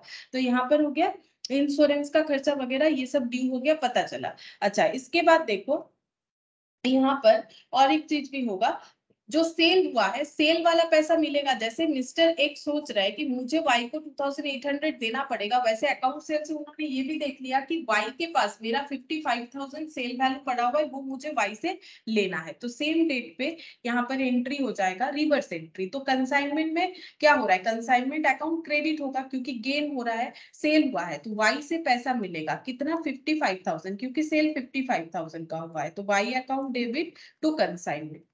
तो इस तरह से एंट्री होगा, Y account debit to consignment, यहाँ पर हो गया 55,000 सेल वैल्यू से ये पैसा मिल जाएगा। अच्छा अगेन 31 दिसंबर में और एक एंट्री होगा, वाई को कमीशन देना पड़ेगा तो उसका भी एंट्री करना पड़ेगा। तो कैसे हो जाएगा, consignment account debit, consignment account debit, अब कमीशन होगा तो एक्सपेंस है टू वाई, ठीक है। वैल्यू कितना हो जाएगा, कमीशन कितना देना पड़ेगा 10%, कुछ नहीं बोला है तो ग्रॉस सेल वैल्यू पे, ग्रॉस सेल कितना है 55,000 मतलब 5,500, ठीक है।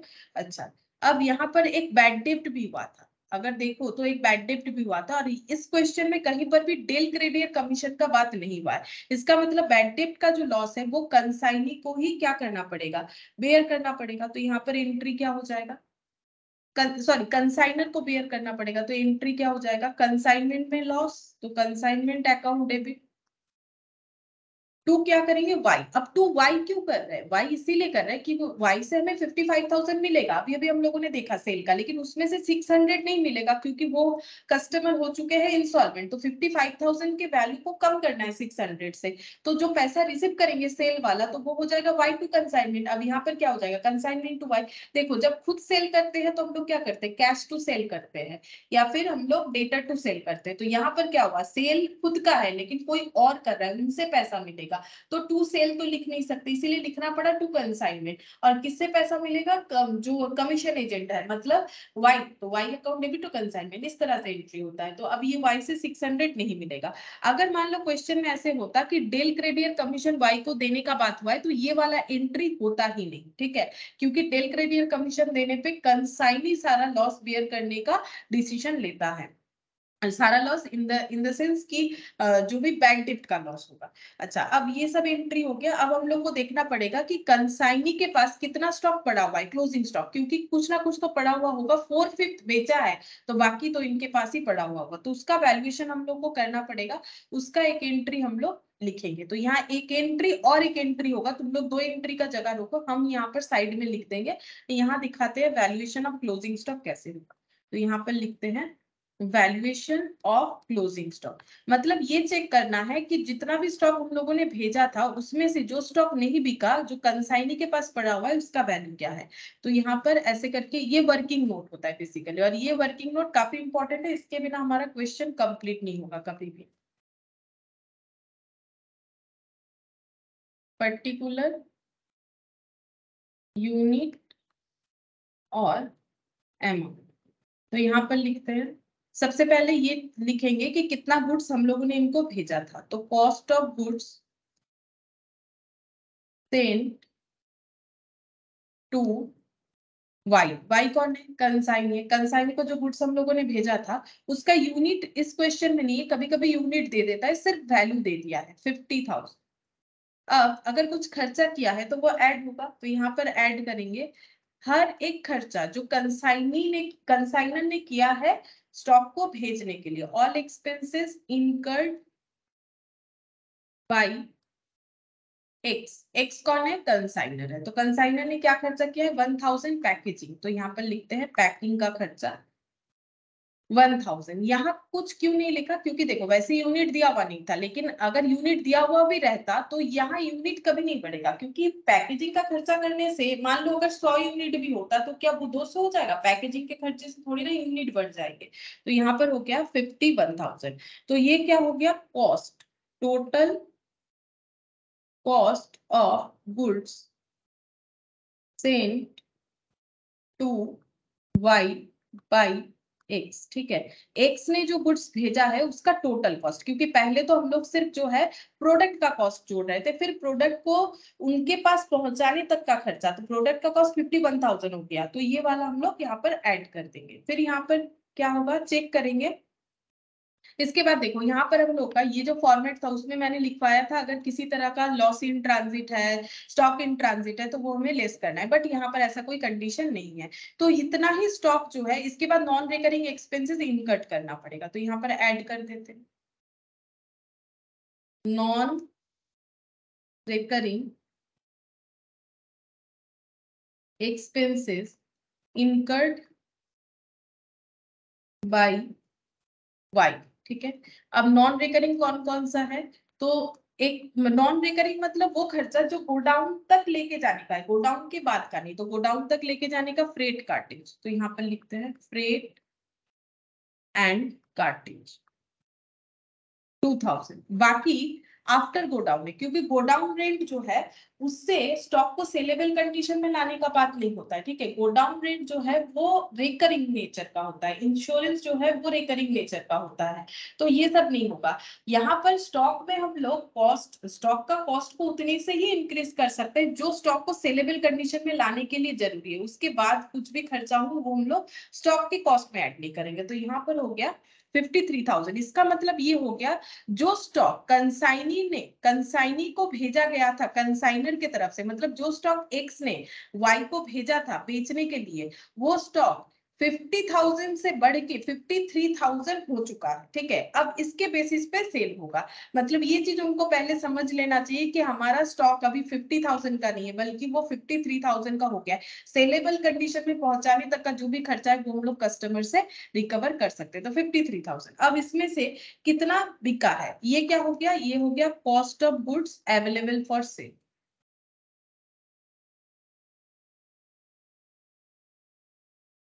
अच्छा, अब बिका कितना है? बोल रहा है 4/5 गुड्स बिका है, तो यहाँ पर लिख देते हैं सेल हुआ है 4/5। ठीक है, अब 53,000 का 4/5 करके देखो कितना होता है। ये हो गया 42,400। 42,400 इतना सेल हुआ है। अब ये मत सोचो कि ये तो 55,000 लिखा है, ये लिखा है sale value had been sold for, मतलब इतने का स्टॉक 55,000 में बिका, मतलब जो डिफरेंस है वो प्रॉफिट बता रहे हैं हम लोग को। तो ये 53,000 यहाँ पर लेस करने से 10,600, ये क्या हो गया? ये हो गया क्लोजिंग स्टॉक का वैल्यू।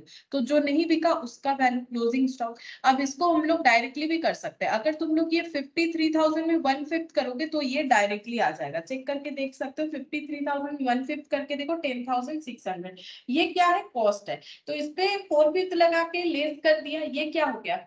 ये सेल वैल्यू नहीं है। ठीक है, ये है कॉस्ट ऑफ सेल्स। इसको क्या बोलते हैं? Cost of sales. Cost of sales का मतलब हो गया कि जो प्रोडक्ट बेचे है उसका कॉस्ट। जैसे मान लो 100 रुपए का चीज 120 में बेचा है, ये सेल वैल्यू है। ये क्या है? ये है कॉस्ट ऑफ सेल्स, मतलब जो चीज बेचा उसका कॉस्ट। तो यहाँ पर 4/5 इस पे लगाएंगे, टोटल इतना कॉस्ट बना था, इससे 4/5 बिक गया 42,400। बिका कितने में?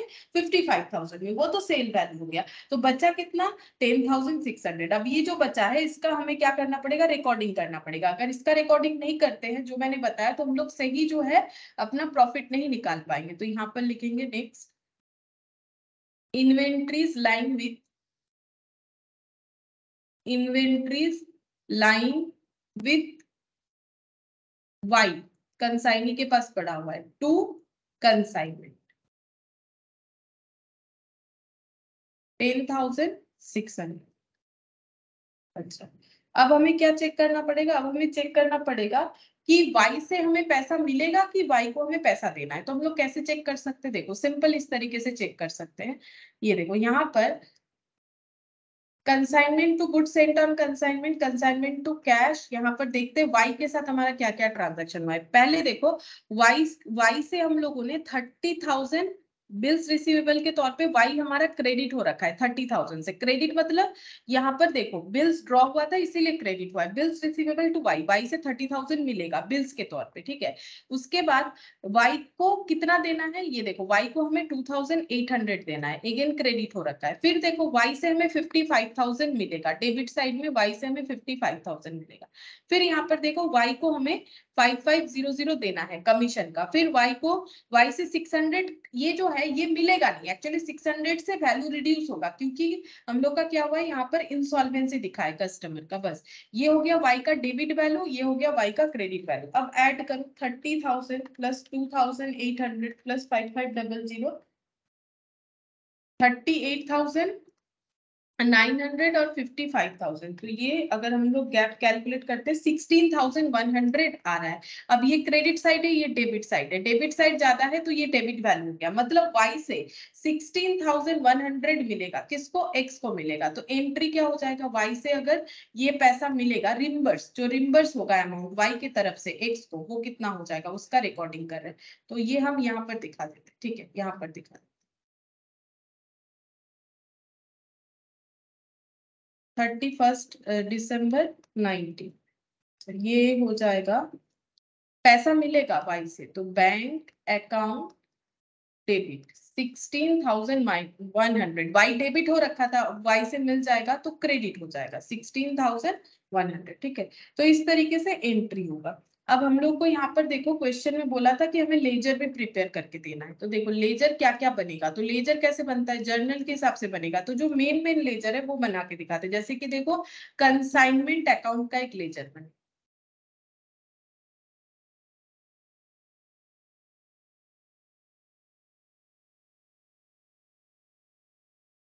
और बनेगा goods sent on consignment, goods sent on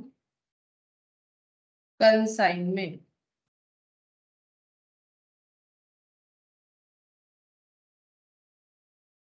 Y account,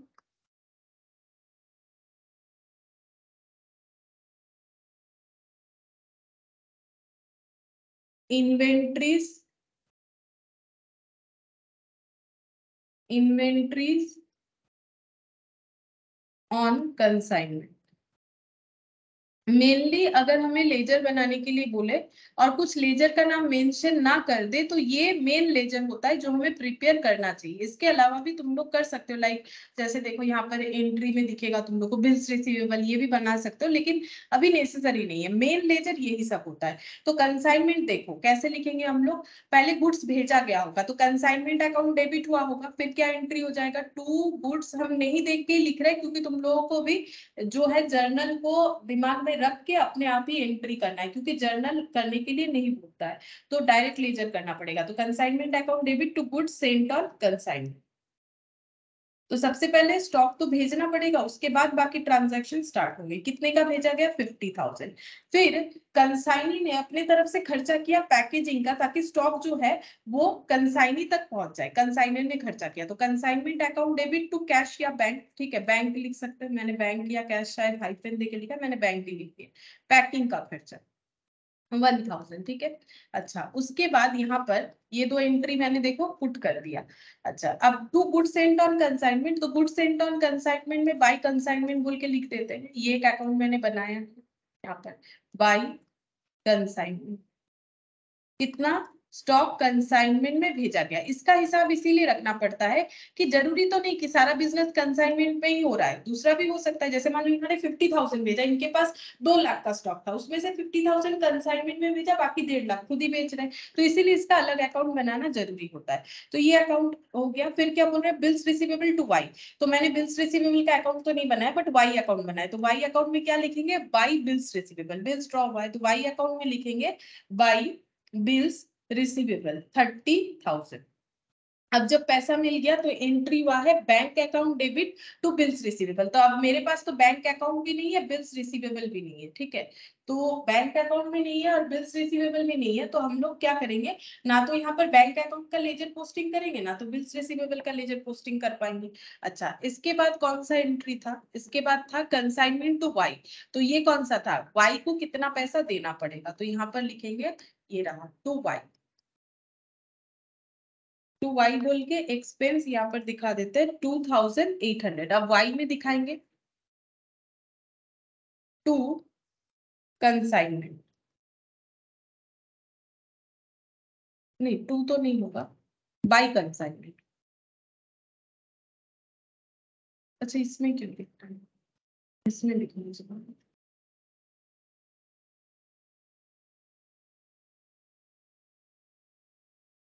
expenses 2,800, ठीक है।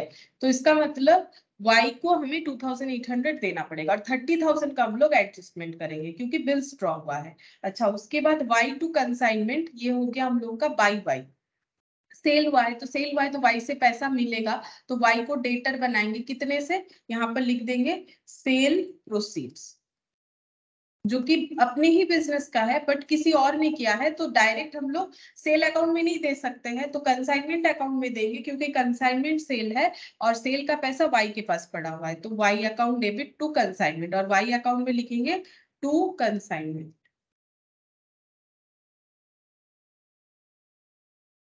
Cell proceed 55,000।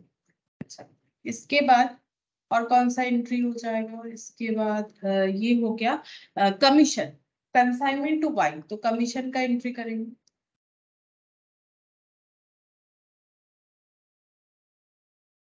5500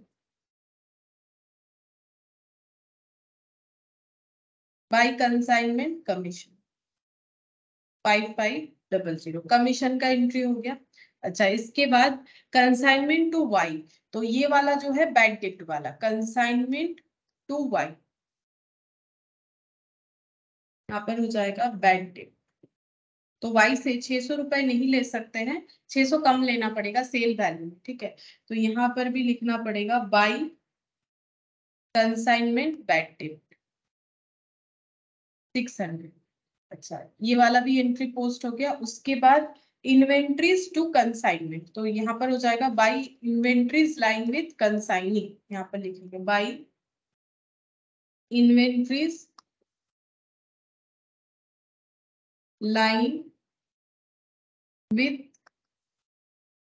वाई 10,600, ये हो गया। और last entry bank to Y, तो ये हम लोग खुद भी कैलकुलेट करके देख सकते हैं, जब लेजर को क्लोज करेंगे तो हमें पता चल जाएगा। जैसे देखो, ये लेजर क्लोज करने से हमें ये पता चलेगा कंसाइनमेंट करके प्रॉफिट हुआ कि लॉस हुआ, तो 55,000 प्लस 10,600, तो यहाँ पर हो जाएगा 65,600। 65,600 से ये सब लेस होगा, 600 लेस होने से 65,000 माइनस 5500 माइनस 2800 माइनस 1000 माइनस 50,000, तो यहाँ पर आंसर आ रहा है 5,700। ये क्या निकल के आ गया, प्रॉफिट। इधर आ रहा है तो क्रेडिट साइड, तो प्रॉफिट होगा, profit on consignment balancing period. देखो कैसे पता चला प्रॉफिट है, बिजनेस में क्या क्या खर्चा किया, स्टॉक खरीदा गया 50,000 जो खुद नहीं बेच के किसी और के थ्रू से बिकवाया गया, उस स्टॉक को जैसे हम लोग ट्रेडिंग में लिखते हैं ना, टू वेजेस वगैरह जो डायरेक्ट एक्सपेंसेस होता है, ये हो गया। अच्छा, अब ये किसी और ने भी खर्चा किया है डायरेक्ट एक्सपेंसेस, तो उनका भी जोड़ लेंगे, उनको देना पड़ेगा, खुद नहीं दे रहा है लेकिन देना तो पड़ेगा, तो ये पूरे स्टॉक का वैल्यूएशन में आ रहा है। फिर उसके बाद जो स्टॉक बिकवाए उनको कमीशन देना पड़ेगा, तो वो भी हमारे कंसाइनमेंट बिजनेस से ये सब खर्चा हो रहा है। देखो बैड डेट हुआ मतलब ये क्या हो गया, लॉस हो गया, मतलब इतना हम लोग रिकवर नहीं कर सकते, इतना बिक गया, इतना स्टॉक पड़ा हुआ है, तो ये जो बिका इससे प्रॉफिट कितना हुआ 5,700। अब इसमें से ये सब क्या हो जाएगा हम लोग का, ये सब खर्चा लेस करने के बाद यहाँ क्लोजिंग स्टॉक है, तो ये एडजस्ट हो गया। बेसिकली ये ट्रेडिंग के तरह ही बना, लेकिन ट्रेडिंग में जैसे हम लोग सिर्फ डायरेक्ट एक्सपेंसेस लिखते हैं, यहाँ पर हम लोग कमीशन वगैरह भी लिख रहे हैं, क्योंकि ये बिजनेस अगर कंसाइनमेंट के थ्रू से हो रहा है तो कंसाइनमेंट का खर्चा, तो यहाँ पर कमीशन का खर्चा तो हमारा रिकॉर्ड होगा ही ना, तो ये क्या हो गया, ये हम लोग का प्रॉफिट निकल के आ गया। अब लॉस भी हो सकता है, यहाँ प्रॉफिट निकल के आ गया कि ये बिजनेस करके इतना प्रॉफिट हुआ। अब ये क्या हो जाएगा, इसको हम लोग यहाँ पर, ये तो मैंने गलती से तब यहाँ लिख दिया था, ये लिखने के चक्कर में, तो ये देखो ये हो गया हम लोग का गुड्स कितना भेजा गया था कंसाइनमेंट में, इसको हमें ट्रेडिंग अकाउंट में भी दिखाना पड़ता है। ट्रेडिंग अकाउंट में हम लोग इस तरह से दिखाएंगे, जैसे ट्रेडिंग में सेल होने से बाई सेल दिखाते, तो अगर स्टॉक मेरा कम हो रहा है बट सेल करके नहीं हो रहा है, क्यों हो रहा है, क्योंकि मैंने गुड्स जो है कंसाइनमेंट में किसी और को बेचने के लिए दिया है, तो भी तो मेरा ट्रेडिंग अकाउंट क्या हो जाएगा, डेबिट हो जाएगा। मतलब यहाँ पर एंट्री क्या हो जाएगा, good send on consignment to trading, जैसे सेल टू ट्रेडिंग होता है उसी तरह से, तो ये ट्रेडिंग में दिखाना पड़ेगा कितना स्टॉक कंसाइनमेंट के थ्रू से सेल हो रहा है, ठीक है, तो ये 50,000। अच्छा, वाई अकाउंट हमें क्या बताएगा, वाई से हमें 55,000 मिलेगा सेल प्रोसीड, लेकिन वाई ने पहले से ही हमें 30,000 दे रखा है, तो वाई हमें इतना पैसा नहीं देगा, 55,000 में 30,000 कम देगा।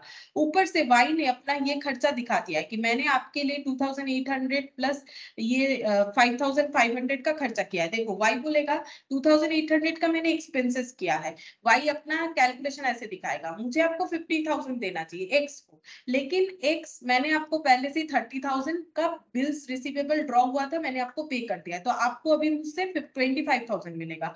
लेकिन और भी सुनो, मेरा 2800 का खर्चा हुआ है आपके बिजनेस का सेल करवाने का, तो हम वो पैसा आपसे डिडक्ट करवा लेंगे, ठीक है। तो फिर y से कितना मिलेगा 22,200, लेकिन नहीं अभी भी वो नहीं, अब y बोलेगा मेरा कमीशन का पैसा भी दो 5,500, ठीक है 5,500 कमीशन का पैसा दो, तो 16,700 मुझे दे दो, लेकिन y बोलेगा एक इंस्टॉलमेंट भी हो गया है, तो 600 रुपए तो हम आपका सेल का नहीं दे सकते, तो 600 रुपए कम कर दो, तो 16,100 हम आपको रिवर्स कर देंगे, वही मैंने वहां पर डेबिट क्रेडिट करके कैलकुलेट करके दिखाया, जो हमें ये अकाउंट में क्लियरली दिख रहा है। तो यहाँ पर हम लिख देंगे, इधर आ रहा है बैलेंस 16,100, ठीक है। तो यहाँ पर हो जाएगा बाय बैंक, क्योंकि कंसाइनर को कंसाइनी से ये पैसा मिलेगा, ये हो गया फाइनल रेमिटेंस, ये 55,000 नहीं मिलेगा, फाइनल रेमिटेंस ये वाला होगा, फाइनल रेमिटेंस। और इन्वेंट्रीज ऑन कंसाइनमेंट, इसका एंट्री हो जाएगा यहाँ पर, मतलब स्टॉक जो है टू कंसाइनमेंट 10,600, और यहाँ पर हो जाएगा बाय बैलेंस सीडी, क्लोज हो जाएगा, कंसाइनमेंट का क्लोजिंग स्टॉक ये वाला है 10,600, इसको क्लोज कर लोगे तो हो जाएगा। अच्छा, अब और एक छोटा सा पॉइंट है वो बता देते हैं, ये इलास्ट्रेशन 1 हम लोग का कंप्लीट हो गया। इलास्ट्रेशन 2 सेम क्वेश्चन है, और हमें एंट्री करने बोला है in the books of consign, यहाँ लेजर नहीं करने बोला है, सेम यही वाला क्वेश्चन हम लोग करेंगे, एंट्री कंसाइनर के बुक्स की जगह कंसाइनी के बुक्स में करेंगे। तो देखो कैसे होगा, in the books of Y, consignee मतलब हो गया वाई। अब कंसाइनी क्या एंट्री करेगा, कंसाइनी का एंट्री ये होगा कि उसने पहले बिल्स एक्सेप्ट किया, क्योंकि कंसाइनी का एंट्री कहां से हुआ, वाई ने स्टॉक, एक्स ने स्टॉक भेजा, वो तो 1 जुलाई है, 1 जुलाई इनका कोई एंट्री नहीं हुआ, 3 जुलाई जब इनके पास स्टॉक आया तो इन्होंने उसी दिन जो है अपना बिल्स रिसीवेबल को भी, मतलब बिल्स पेबल को एक्सेप्ट किया, तो एंट्री हो जाएगा X account debit to BP, हो जाएगा बिल्स पेबल, कितना हो जाएगा 30,000। अब जब पैसा दे दिया गया तो उसका एंट्री क्या होगा, अच्छा इसके बीच में इन्होंने खर्चा भी किया, नहीं पहले बीपी टू बैंक कर दे, नहीं इनके तरफ से अगर देखे, देखो इनके तरफ से अगर देखे तो इन्होंने स्पेंड किया है फ्रेट ये सब का खर्चा, और इन्होंने डिटेल्स 31 दिसंबर को भेजा, मतलब एक्स को ये खर्चे का पता 31 दिसंबर को पता चलेगा, ठीक है, लेकिन वाई को तो जिस दिन किया उसी दिन पता चलेगा, तो वाई ने खर्चा कब किया है 3 जुलाई, क्योंकि डेट हमें वही दिया, तो हम लोग इसका एंट्री 3 जुलाई को कर सकते हैं। तो एक्स अकाउंट डेबिट, ये एक्स अकाउंट डेबिट क्यों कर रहे हैं, वाई बोल रहा है मैंने जो भी खर्चा किया है तो मेरे पॉकेट से पैसा गया, तो हम टू बैंक लिखेंगे, कितना खर्चा किया है 2,800, और ये पैसा मैंने खुद के लिए नहीं किया है, एक्स के लिए किया है, तो एक्स से ये पैसा लेंगे, तो जैसे एक्स ने उनको क्रेडिटर बनाया था, तो इन्होंने एक्स को क्या बना लिया अपना डेटर, कि हम एक्स से ये वाला पैसा रिकवर कर लेंगे। अब जब 6 अक्टूबर 19 आया तो इन्होंने अपना बीपी का पैसा रिलीज कर दिया, तो बीपी टू बैंक हो जाएगा, ठीक है, बीपी टू बैंक, इन्होंने 30,000 जो है अपना पे कर दिया। अच्छा, इसके बाद यहाँ पर 31 दिसंबर का एंट्री होगा, 31 दिसंबर 19, यहाँ पर एक्स के बिहाफ में इन्होंने सेल किया है 55,000 को, उसका एंट्री क्या होगा, सेल किया तो इनके पास पैसा आया, तो ये एंट्री हम लोग डेटर से करेंगे, क्योंकि यहाँ पर देखो बैंक से भी कर सकते हैं, अब कैश सेल किया है कि क्रेडिट सेल, देखो क्रेडिट सेल भी हुआ होगा क्योंकि बैंक डेप्ट हुआ है, तो हम यहाँ पर बैंक स्लैश डेटर लिख देते हैं, तुम लोग भी कंफ्यूजन रहेगा तो ऐसे लिखोगे, क्योंकि देखो जब बैंक डेप्ट हो रहा है तो क्रेडिट सेल जरूर हुआ है, ठीक है, बैंक डेप्ट हुआ है तो क्रेडिट सेल मतलब मिक्स्ड अप सेल होगा, तो यहाँ पर मैंने लिख दिया बैंक और डेटर दोनों ही दिखा दिया है, टू डेबिट टू एक्स हो जाएगा, ठीक है, एक्स का सेल है ना, मतलब कंसाइनर का सेल हम लोगों ने किया है, मतलब वाई ने किया है तो वाई के पास पैसा आया, या फिर क्रेडिट सेल किया है तो डेटर जनरेट हुआ है, लेकिन टू सेल बोल के तो रिकॉर्ड नहीं कर सकता है डेटर टू सेल या कैश टू सेल, क्योंकि खुद का सेल है नहीं, ये सेल का पैसा एक्स को देना पड़ेगा, तो एक्स को क्या बना दिया क्रेडिटर, जब एक्स से पैसा मिलेगा एक्स को डेटर बनाया जाएगा, जब एक्स से एक्स को पैसा देना पड़ेगा क्रेडिटर। सेम चीज हम लोगों ने एक्स के लिए भी देखा। अच्छा, अब ये अपना कमीशन का पैसा भी जो है उसका भी एंट्री कर लेंगे कि मुझे एक्स से कमीशन का पैसा मिलेगा, तो एक्स अकाउंट डेबिट कितना पैसा मिलेगा 5500 टू क्या हो जाएगा कमीशन, कमीशन का पैसा मिलेगा, ठीक है। अच्छा, अब जो बैड डेब्ट है उसका एंट्री ये करेगा, एंट्री क्या हो जाएगा X account debit to debtor, ठीक है। मतलब डेटर को हम लोग कम करेंगे ना, जैसे हम लोग क्या लिखते हैं बैड डेट होने से बैड डेट टू डेटर, यहाँ पर भी टू डेटर लिख देंगे। डेटर जितना अमाउंट से है उतना 600 से डेटर का अमाउंट कम हो जाएगा। अब एक्स अकाउंट को डेबिट करना पड़ेगा, नॉर्मल सा बात है, खुद का बिजनेस नहीं है कि बैड डेट करे, तो किसका बैड डेट हुआ एक्स का हुआ। तो एक्स को जितना भी सेल का पैसा देने वाले थे हम, मतलब मेरे लिए वो लाइबिलिटी था कि मुझे एक्स को 55,000 देना पड़ेगा, लेकिन अब उससे हम 600 नहीं दे पाएंगे क्योंकि वो हो चुका है कस्टमर इंसॉल्वेंट, ठीक है। अब पूरा ट्रांजैक्शंस का कैलकुलेशन देखने के बाद हम लोग को ये पता चला कि एक्स को हमें नेट कितना पे करना पड़ेगा, ये वाला एक्स को नेट 16,100, क्योंकि पहले से ये क्वेश्चन किया हुआ था तो हम वहां से देख के लिख रहे हैं। 31 दिसंबर 19 को यहाँ पर हो जाएगा एक्स से कितना पैसा फाइनल रेमिटेंस किया जाएगा, तो X account debit to bank, तो एक्स को फाइनली वाई रेमिट करेंगे 16,100, ठीक है। कैलकुलेशन तो किया हुआ था इसलिए मैंने इस तरह से दिखा दिया, तो ये एंट्री हो जाएगा, ठीक है। तो एंट्री नॉर्मली नहीं आता है, मैंने बार बार ये बोल दिया है, ठीक है, हमें लेजर ही करना पड़ेगा, तो एंट्री दिमाग में रख के ही करना पड़ेगा, सिंपल बात है। जब हम लोग कंसाइनर की तरफ से करेंगे तो हम लोग कंसाइनमेंट अकाउंट का यूज करेंगे, कोई भी नॉमिनल अकाउंट की तरह कोई भी एक्सपेंसेस लॉसेस इनकम गेन में कंसाइनमेंट अकाउंट का यूज होगा एज ए डेबिट या क्रेडिट। और बाकी हमें क्या दिखाना है, वाई को हम लोग डेटर क्रेडिटर की तरह यूज करेंगे, वाई से जब भी पैसा मिलेगा उनको डेबिट करेंगे, अगर उनको पैसा देना होगा तो क्रेडिट करेंगे, मतलब कंसाइनी को। और यहाँ पर अगर देखें इनका एंट्री जो है, इनके केस में क्या हो रहा है, इनके केस में हम लोगों को ये देखना पड़ेगा कि इनको जब भी कंसाइनर को पैसा देना होगा तो उनको डेबिट करेंगे, जब उनसे लेना होगा तो उनको क्रेडिट करेंगे, और ये कोई कंसाइनमेंट अकाउंट यूज नहीं करेंगे क्योंकि कंसाइनमेंट का ट्रांजेक्शन उनके तरफ से, इनके तरफ से नहीं, ये तो कमीशन एजेंट है, तो ये अपना इस तरह से रिसीवेबल पेएबल का एंट्री दिखा देंगे। अच्छा, इसके बाद है हम लोग का इलास्ट्रेशन 3, ये हम बताते हैं, देखो कौन कौन सा तुम लोग होमवर्क कर सकते हो तो ट्राई करके देख सकते हो। इलास्ट्रेशन 3, 5, 6 और 7, ठीक है, ये चाहो तो होमवर्क करके देख सकते हो कंसाइनमेंट का। 3, 5, 6, 7, 4 वाला इसीलिए मैंने स्किप कर दिया क्योंकि 4 वाले में जो है इनवॉइस का क्वेश्चन है, तो इनवॉइस अभी मैंने नहीं समझाया, तो नेक्स्ट क्लास में हम लोग 3, 5, 6, 7 इस तरह का क्वेश्चन कर सकते हैं, जो हम लोग का इस मेथड से जो अभी हम लोगों ने किया, क्योंकि और एक मेथड है इनवॉइस वाला, तो वहां पर अलग से देखना पड़ेगा, तो ये तुम लोग जो है होमवर्क के हिसाब से ट्राई करके एक बार देख सकते, ठीक है। फिर आज इतना ही कर